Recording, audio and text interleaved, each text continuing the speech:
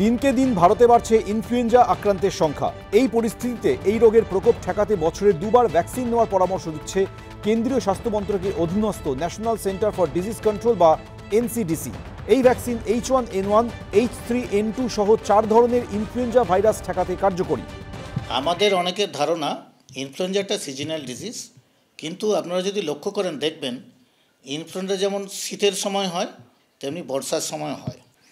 এই সময় যে ভ্যাকসিনটি দেয়া হয় সেই ভ্যাকসিনের জন্য আপডেটেড ভ্যাকসিন চলে আসে, সুতরাং যখনই আপনি ভ্যাকসিনটা দেবেন সেখানে আপডেটেড ভ্যাকসিনটা দেওয়া উচিত। ICMR ও পুনের ন্যাশনাল ইনস্টিটিউট অফ ভাইরোলজির সহযোগিতায় দেশে ইনফ্লুয়েঞ্জা নিয়ে নজরদারি বাড়াচ্ছে এনসিডিসি। এই নেটওয়ার্কের মাধ্যমে দেশে 30টি এনসিডিসি সেন্টার থেকে তথ্য নিয়ে বছরভর নজরদারি চলছে। পরিসংখ্যান বলছে 2018 সালে দেশে ইনফ্লুয়েঞ্জা আক্রান্ত হয়েছেন 15,266 জন, তার মধ্যে 1,128 জনের মৃত্যু হয়েছে।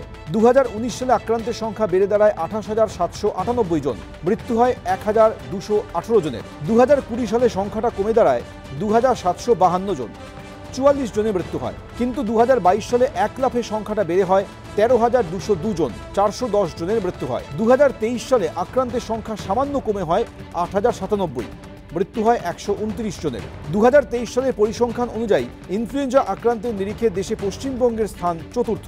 2022 সালে রাজ্যে ইনফ্লুয়েঞ্জা আক্রান্ত হন 659 জন, কারও মৃত্যু হয়নি। 2023 সালে আক্রান্ত হন 528 জন। আমরা যখন পজিটিভ পাই আমরা কিন্তু সঙ্গে সঙ্গে রাজ্যকে জানাই, স্বাস্থ্য দপ্তরকে আমরা জানাই যে এই পেশেন্টের এটা পজিটিভ আসলো, এবং তার জন্য যা যা ওদের যা নিজস্ব প্রোটোকল অনুযায়ী যেমন যা ইনফরমেশন নেওয়া সেটা ওরা ওদের মতো করে। কেন্দ্রীয় স্বাস্থ্য মন্ত্রক জানিয়েছে 2023 সালের 5ই নভেম্বর পর্যন্ত ইনফ্লুয়েঞ্জার তথ্য দিয়েছে পশ্চিমবঙ্গ। তাই রাজ্যের বর্তমান পরিস্থিতি সম্পর্কে স্পষ্ট নথি নেই বলে দাবি কেন্দ্রের। সন্দীপ সরকার, এবিপি আনন্দ, কলকাতা।